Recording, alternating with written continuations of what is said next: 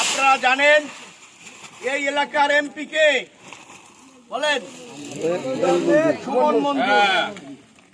তিনি এই এলাকার এমপি এবং আল্লাহর রহমত তিনি মন্ত্রী হয়েছেন। তিনি এই উপজেলায় 10 টন জিআরের চাল বরাদ্দ হয়েছে। সেই 10 টন চাউলই কিন্তু 1 নং সয়না রঘুনাথপুর ইউনিয়নে বরাদ্দ করানো হয়েছে।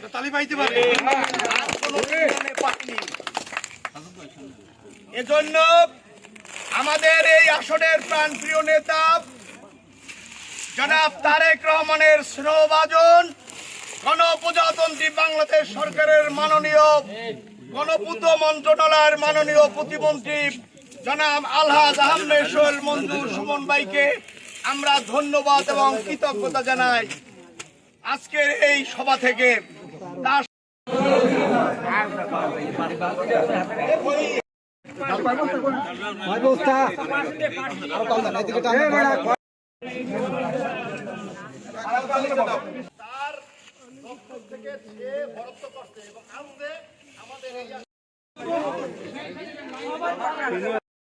মার্কার বিপক্ষে যাইয়েন না।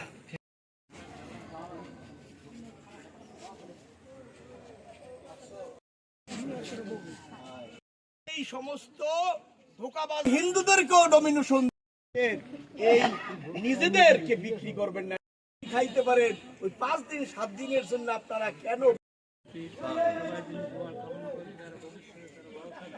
আমাদের দেশ ভালো রকম চালাইতে পারে? আল্লাহ তুমি এটা কবুল করে নিও। আলহামদুলিল্লাহ রাব্বিল আলামিন। লা ইলাহা ইল্লাল্লাহ মুহাম্মাদুর রাসূলুল্লাহ। সিনিয়র সভাপতি